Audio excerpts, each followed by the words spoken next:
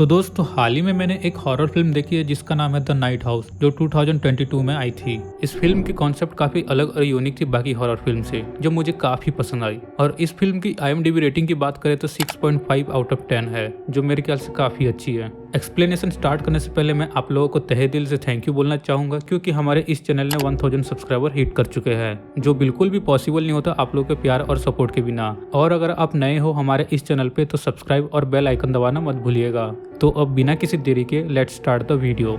Film की शुरुआत में हम एक बैथ नाम की एक लेडी को देखते हैं, जो एक झील किनारे एक घर में रह रही होती है। वो अपने कामकाज खत्म करके वो घर आती है और उसके हाव भाव से हमें पता चलता है कि वो काफी ज्यादा डिप्रेस में है। वो अल्कोहल वगैरह पीती है और अपने वेडिंग के वीडियोस देखकर वो सोने चले जाती है।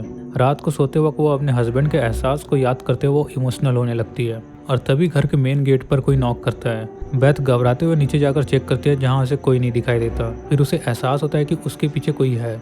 वो पीछे मुड़कर देखती है, जहाँ उसे अरमाली का गेट खुला होने के कारण उसे शैडो दिखाई देता है, जो उसे बंद करती है और सामने देखती है जहाँ कोई नहीं होता। फिर सुबह होती है और हम बैथ को देखते हैं, जो फर्श पर ही सो गई थी। बैथ इस बात को इग्नोर करके वो अपने काम के लिए रेडी होती है और अपने काम के लिए निकल जाती है। बैथ एक स्कूल टीचर होती है और वो अपने स्कूल के लिए जाती है। वो स्कूल में अपने कलीग से मिलती है जिसका नाम क्लेयर होता है। क्लेयर उसकी हालत पूछती है और उसे बोलती है कि तुम्हें स्कूल आने की कोई जरूरत नहीं था, तुम्हें और कुछ दिन रेस्ट करना चाहिए था। जिसमें बैथ बोलती है कि उसे अभी भी स्टूडेंट के ग्रेड्स डालने जो कि जरूरी है। खैर बैथ अपने ऑफिस में बैठी रहती है और वहाँ एक स्टूडेंट की मॉम आती है। वो लेडी अपने बेटे को C ग्रेड्स देने के लिए कंप्लेन करती है, जिसमें बैथ बोलती है कि उसने असाइनमेंट सबमिट नहीं किया था, इसलिए उसे C ग्रेड मिला है। लेकिन वो लेडी बोलती है कि उसके बेटे ने असाइनमेंट सबमिट किया था, लेकिन आप उस दिन नहीं आए थे। जिसमें बैथ बोलती है कि उस दिन उसके कुछ पर्सनल मैटर थे, जिसके कारण वो आ नहीं पाई और उसे B ग्रेड्स दे देती है। लेकिन वो लेडी B ग्रेड से भी खुश नहीं होती है और कंप्लेन करने लगती है। जिसमें बैथ बोलती है कि उस दिन उसके हस्बैंड ने सुसाइड कर लिया और वो इसी बारे में सोच रही है और उसे कोई फर्क नहीं पड़ता है कि किसको क्या ग्रेड्स दे रही है, और उसे B ग्रेड से हटाकर A ग्रेड्स देती है। जिसमें वो लेडी अपने बातों के लिए गिल्टी फील करते हुए B ग्रेड्स काफ़ी है बोलकर वहाँ से चली जाती है। फिर नेक्स्ट सीन में बैथ अपने घर आती है और वो उस बोट को देख रही होती है जिसमें ओवन यानी कि उसका हस्बैंड ने सुसाइड किया था। और तभी वहाँ उनका पड़ोसी मेल आता है। मेल उसको थोड़ा मोटिवेट करता है और बोलता है कि अगर तुम चाहो तो मैं इस बोट को हटवा दूंगा। जिसमें बैथ बोलती है कि हटवाने की कोई ज़रूरत नहीं, ये यहीं ठीक है, और वैसे भी मैं ये घर बेचने वाली हूँ। खैर रात होती है। बैथ ओवन के साथ बिताए वीडियोस वगैरह देख रही होती है और वो ओवन के सामानों को हटवाने के लिए एक बॉक्सेस में रख रही होती है। और तभी बैथ को ओवन का एक बुक मिलता है। बैथ उस बुक को खोलकर देखने पर उसे कुछ अजीब से डिजाइन और कुछ पैरेलल स्ट्रक्चर बने हुए रहते हैं, जिसे वो देखकर और भी परेशान होने लगती है। फिर वो उस बुक को बॉक्स में रख के सोने चले जाती है। बैथ जब आधी रात को सो रही होती है तब उसके घर के म्यूजिक सिस्टम अचानक से बजने लगते हैं, जिसमें बैथ डरते हुए उठती है। फिर वो अपने फ़ोन में देखती है जिसमें ओवन का मैसेज आया रहता है, जिसमें बैथ भी उस मैसेज का रिप्लाई देती है और तुरंत ही सामने से रिप्लाई आता है और अचानक से वो म्यूजिक सिस्टम भी बंद हो जाता है। जो देखकर बैथ ओवन को कॉल करती है और शॉकिंगली सामने से ओवन का ही आवाज़ आता है। ओवन उसे विंडो के बाहर देखने के लिए बोलता है, जिसमें बैथ विंडो के बाहर देखती है जहां उसे झील के ऊपर ओवन खड़ा हुआ दिखता है। बैथ ये देखकर और भी ज्यादा शौक में रहती है। फिर नेक्स्ट सीन में सुबह होती है और हम बैथ को देखते हैं, जो कल रात फिर से फर्श में ही सो गई थी। वो तुरंत उठती है और फ्रेश होकर फोन चेक करती है, जहां कल रात ओवन की तरफ से कोई मैसेज आया ही नहीं था। फिर बैथ अपने कार में जाकर ओवन का फ़ोन निकालती है और उसमें भी चेक करती है, लेकिन ओवन के फ़ोन में भी कल रात के कोई मैसेजेस नहीं थे। फिर वो ओवन के फ़ोन में अपनी फ़ोटोज़ देखने लगती है, जिसमें एक और लड़की का फ़ोटो रहता है जो साइड से देखने से बैथ जैसे दिख रही होती है। बैथ फिर स्कूल जाती है और वो क्लेयर से मिलती है और उसे फ़ोटो दिखाते हुए बोलती है कि ये मैं नहीं हूँ। जिसमें क्लेयर बोलती है कि शायद ये तुम ही होगे, तुम्हें शायद याद नहीं होगा। फिर बैथ बोलती है कि उस फोटो में जो लड़की ने ड्रेस पहना है वो ड्रेस मेरे पास है ही नहीं। जिसमें क्लेयर उसे समझाती है कि हो सकता है कि ये तुम नहीं हो, लेकिन अब इस बातों का कोई मतलब नहीं बनता क्योंकि ओवन अब जा चुका है जिसे हम दोस्त दे सके। और उससे बोलती है कि ओवन के साथ बिताई अच्छी बातों को याद करो, ओवन तुम्हें बहुत चाहता था। खैर फिर क्लेयर उसे इन्वाइट करती है अपने साथ बाहर जाने के लिए, जिसमें साथ में स्कूल के कुछ कलीग्स भी जा रहे थे, जिसमें बैथ भी जाने के लिए मान जाती है। फिर हम नेक्स्ट सीन में देखते हैं कि वो लोग एक बार में होते हैं और ड्रिंक वगैरह कर रहे होते हैं। फिर बैथ उन्हें अजीब से बातें बताती है, जैसे उसके घर में कोई नज़र रख रहा है और उसे अजीब सी चीज़ें दिखाई देता है, लेकिन रियल में ऐसा कुछ है ही नहीं। और बातों बातों में ही वो ओवन के बारे में बोलने लगती है और उन लोगों को ओवन का एक लेटर दिखाती है, जिसमें ओवन सुसाइड करने से पहले बैथ के लिए लिखा था।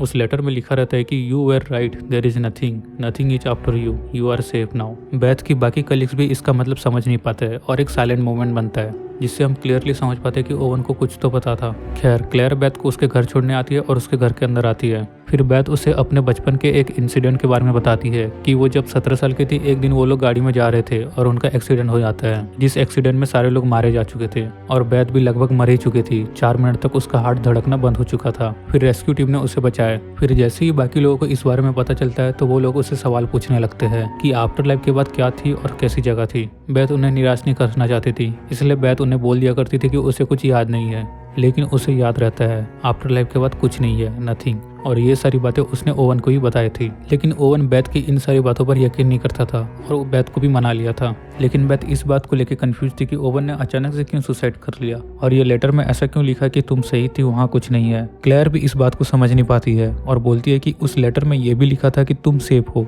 लेकिन तुम किससे सेफ हो, जिसके बारे में बैथ भी बोलती है कि उसको भी कुछ नहीं पता। और वो बैथ के ऊपर अपना सर रखकर सो जाती है। फिर अचानक से जोर से आवाज आने लगती है और घर के सामान हिलने लगते हैं, जिससे बैथ डरते हुए उठ जाती है और देखती है कि आधी रात हो चुकी है और क्लेयर अपने घर जा चुकी है। फिर आवाज आना बंद हो जाता है और फिर एक विस्पर उसे सुनाई देता है कि विंडो की तरफ जाओ। बैथ फिर विंडो की तरफ जाती है, जहाँ उसे एक लड़की की झलक दिखती है, जिसे देखने वो घर के बाहर चले जाती है और तभी और भी लड़कियां भागते हुए आते हैं और पानी में कूद जाते हैं। फिर बैथ को दूसरी तरफ एक घर दिखाई देता है जो अचानक से गायब हो जाता है। बैथ को फिर से एक विस्पर सुनाई देता है बोट के पास जाने के लिए। बैथ फिर बोट के पास जाती है, जहाँ उसे कुछ ब्लडी फुटप्रिंट दिखाई देते हैं जो उसी की तरफ ही बढ़ रहा था। बैथ को लगता है कि ये ओवन की स्पिरिट है और उसे छूने की कोशिश करती है और तभी एक झटके से बैथ बेहोश हो जाती है। फिर जब उसकी आंखें खुलने पर वो देखती है कि वो झील के इस पार आ चुकी है। फिर वो बोट से उतरकर आगे बढ़ती है, जहाँ उसे सेम उसी का घर दिखाई देता है पैरेलल में, और वो देखती है कि अलग अलग रूम में सेम उसी के जैसे दिखने वाली लड़कियां थी और उनके साथ ओवन भी रहता है। बैथ फिर घर के अंदर जाती है और सोफे में अपने आप को सोई हुई देखती है। फिर सीन शिफ्ट होता है सोफे वाले बैथ के पॉइंट ऑफ व्यू से, यानी कि सोफे वाली बैथ ही रियल है। बैथ को अब यकीन हो गया था कि ये जो कुछ भी हो रहा है ये कोई सपना नहीं है। फिर वो ओवन के फोन में बाकी फोल्डर्स में फोटोज चेक करने लगती है, जहाँ उसे और भी बहुत सारी लड़कियां दिखाई देते हैं जो उसी के जैसे देखने में सेम थे। बैथ फिर इन्वेस्टिगेशन करने के लिए वो जेल की दूसरी तरफ जाती है, जहाँ उसे उसका पड़ोसी मेल दिखाई देता है। बेल उसे मना करता है कि अकेले इधर उधर ज्यादा मत जाना करके। फिर मेल वहां से चले जाता है। खैर बैथ फिर आगे जाती है, जहाँ उसे एक आधा कंस्ट्रक्शन हुआ घर दिखाई देता है जो देखने में सेम उसी के घर जैसे ही था। बैथ फिर अंदर जाती है और उसे वहाँ एक वुडू डॉल मिलता है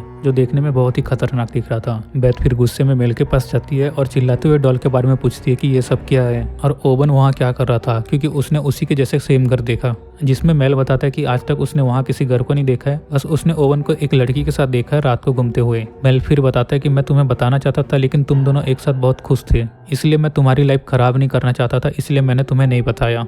फिर बैथ अपने घर जाती है और ओवन के सामानों को खंगालने लगती है, जहाँ उसे एक और बुक मिलता है जिसमें भूल भुलैया और जादू मंत्र लिखा हुआ रहता है और उस बुक में उसी डॉल का स्केच भी रहता है। वो बुक के पीछे उस स्टोर का नाम देखती है जहाँ से ये बुक खरीदा हुआ रहता है। वो उस बुक स्टोर को इंटरनेट पे सर्च करती है, जहाँ उसे कुछ खास तो नहीं मिलता, लेकिन उसका एड्रेस मिल जाता है। बैथ फिर फ्रस्ट्रेशन में आकर उस डॉल को नीचे फेंक देती है, लेकिन वो डॉल फिर से खड़ा हो जाता है और तभी ऊपर वाले रूम में किसी का चलने का आवाज आता है। बैथ डरते हुए ऊपर जाती है, लेकिन उसे वहाँ कोई नहीं दिखता और तभी उसे एक पैटर्न में एक ह्यूमन शेप दिखाई देता है। बैथ उसे देख ही रही होती है कि तभी वो उसे मुड़कर देखता है, जिससे बैथ डर के मारे सामने जाके देखती है जो कोई नहीं रहता। नेक्स्ट डे बैथ उसी स्टोर में जाती है जहाँ से वो बुक सारे खरीदे हुए थे। बैथ बुक स्टोर से मैनेजर से मिलती है और बुक दिखाते हुए बोलती है कि ये मेरे हस्बैंड ने खरीदा है और उसे ये जानना है कि उसके हस्बैंड ने और क्या क्या खरीदे हैं। जिसमें वहाँ का मैनेजर बोलता है कि हम इस चीज़ का कोई रिकॉर्ड नहीं रखते हैं, जिससे आपको ये सारी जानकारी मिल सके। और तभी बैथ को उसी स्टोर में वही लड़की दिखती है जिसका फोटो ओवन के फोन में था। वो उस लेडी के पास जाती है और उससे बात करती है, जिससे हमें पता चलता है कि उस लेडी का नाम मैडलिन है।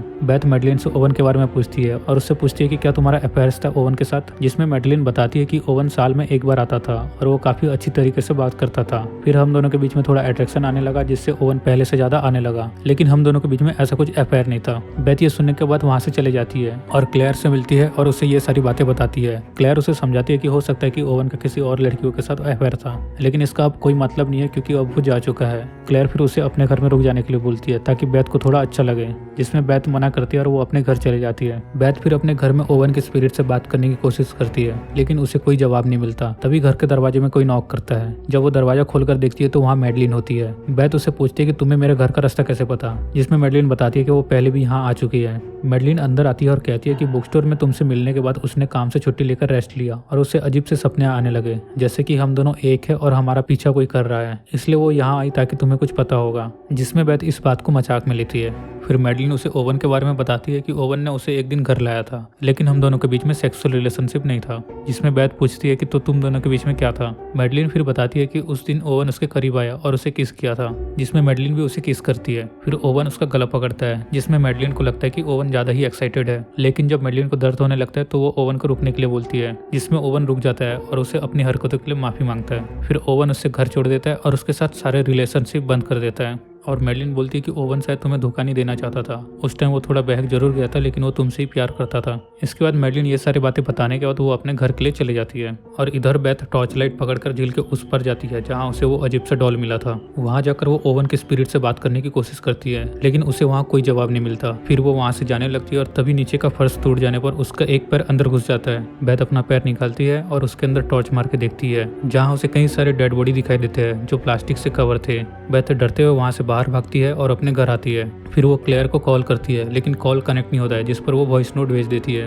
बेथ फिर वॉशरूम में जाकर नहाने लगती है और तभी घर का म्यूजिक सिस्टम बजने लगता है। वो इस बार गुस्से में जाती है, लेकिन उसके जाते ही म्यूजिक बंद हो जाता है। बेथ फिर से ओवन से बात करने की कोशिश करती है और तभी वॉशरूम के ग्लास में हियर लिखा हुआ रहता है। बेथ को लगता है कि ये ओवन है और उसके करीब जाती है और वो स्पिरिट भी उसके करीब आता है और उसके साथ इंटीमेट होने की कोशिश करता है। और तभी बेथ को एक विस्पर सुनाई देता है, मैं ओवन नहीं हूँ। और तभी वो स्पिरिट भी बेथ से दूर हो जाता है। फिर बेथ वॉशरूम से बाहर जाने लगती है, तभी वॉशरूम का गेट खुद से ही बंद हो जाता है। बेथ फिर मिरर में देखती है जहां ओवन उसे गला दबाकर मार रहा होता है। बेथ फिर वॉशरूम से बाहर निकलने की कोशिश करती है और तभी वो स्पिरिट बेथ का सर को मिरर पे मारता है। बेथ फिर जैसे तैसे अपने आप को संभालती है और वॉशरूम से बाहर आती है। बाहर आते ही बेथ और भी लड़कियों की स्पिरिट देखती है जो छुपने की कोशिश कर रहे होते हैं। फिर बेथ देखती है कि ओवन किसी और लड़की को मार रहा होता है और वो देखती है कि ओवन के पीछे एक शैडो खड़ा रहता है। वो शैडो बेथ की तरफ बढ़ने लगता है, जो बेथ देखकर नीचे हॉल की तरफ भगती है और उसे वहां पर भी ओवन किसी और लड़की को मारते हुए देखती है और यहाँ पर भी वही शैडो उसके पीछे खड़ा रहता है। फिर वो शैडो बेथ को घसीटते हुए अलग अलग रूम में ले जाता है जहाँ ओवन अलग अलग लड़कियों को मार रहा होता है। बेथ जैसे तैसे अपने आप को बचाती है और एक रूम में आती है जहाँ सोफे में ओवन बैठा रहता है और उसके गोद में खुद अपने आप को देखती है। फिर ओवन उसे बोलता है कि तुम उस दिन चली गई,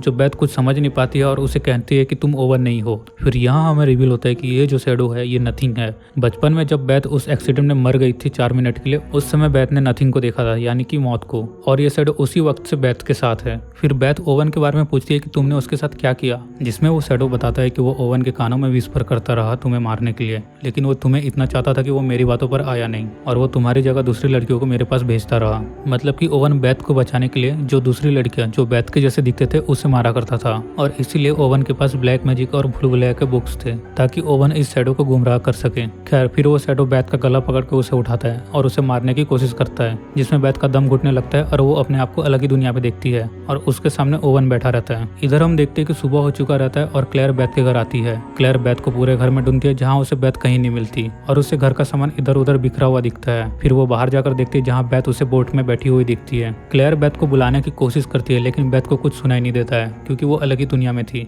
इधर हम बेथ को देखते हैं जो वही शैडो बेथ को बहकाते रहता है अपने आप को मारने के लिए, क्योंकि वो शैडो खुद बेथ को मार नहीं सकता है, इसलिए वो ओवन के जरिए उसे मारने की कोशिश किया था। खैर इधर बेथ भी उसके बातों पर आकर अपने आप को मारने ही जा रही होती है और तभी उसे क्लेयर का आवाज सुनाई देता है, जिससे बेथ धीरे धीरे होश में आने लगती है। इधर हम क्लेयर को देखते हैं जो पानी में कूद के बेथ को बचाने जाती है और उसे होश में लाकर किनारे में लाती है। इधर मेल भी क्लेयर की आवाज सुनकर वहां आ चुका रहता है और वो उन दोनों की मदद करता है और उनको पूछता है कि क्या हुआ, जिसमें क्लेयर बोलती है कि उसे कुछ नहीं पता। फिल्म के एंड में बेथ और मेल उसी बोट को देखते हैं जहां उसी बोट के ऊपर वही शैडो बैठा रहता है और इसी सस्पेंस के साथ ये फिल्म हमारी यहीं खत्म होती है।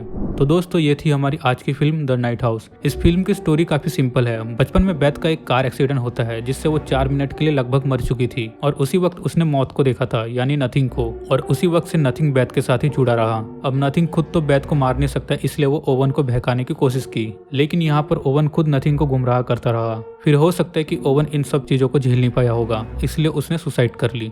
और यहाँ पर बेथ जो कुछ भी देख रही थी वो नथिंग ही दिखा रहा था ताकि बेथ अपनी जान खुद दे दे। तो आज की वीडियो में बस इतना ही। अगर आपको ये एक्सप्लेनेशन अच्छी लगी है तो इस वीडियो को लाइक कीजिए और अपने दोस्तों को शेयर कीजिए, और अगर नए हो तो चैनल को सब्सक्राइब करके बेल आइकन दबा दीजिए ताकि आपको वीडियो सबसे पहले मिले। तो मिलते हैं नेक्स्ट वीडियो में, तब तक के लिए पीस आउट।